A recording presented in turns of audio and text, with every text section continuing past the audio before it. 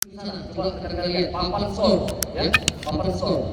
Ya mudah-mudahan ikannya udah deket-deket kita lah, ya. Ya. Nah, jadi seperti itu, rekan-rekan. Syedaralun, sebanyak 200 peserta dari personil Mapolres Pidi bersama belasan wartawan mengikuti lomba memancing yang digelar di kolam komplek Mapolres setempat pada Kamis 23 Juni 2022. Suasana lomba mancing dalam rangka menjelang HUT Bayangkara ke-76 ini berlangsung meriah. Walaupun cuaca mendung, namun musik dari keyboard yang mengiringi para poluan menyemangati peserta untuk terus mendapatkan hasil pancingan. Pihak panitia menghadiahkan Rp1.000.000 bagi peserta yang paling pertama mendapatkan ikan.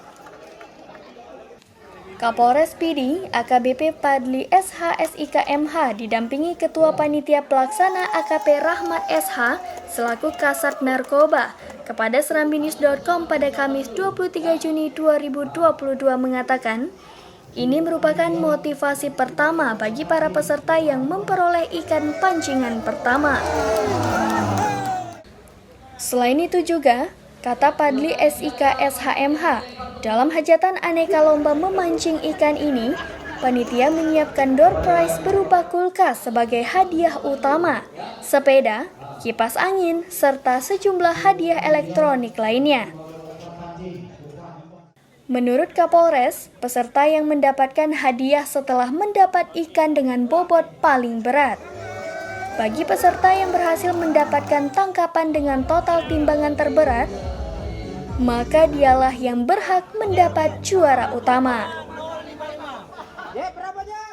Ia mengatakan demikian juga yang lainnya mendapat hadiah sesuai perankingan di timbangan. Dari Pidi, Idris Ismail, Serambi On TV.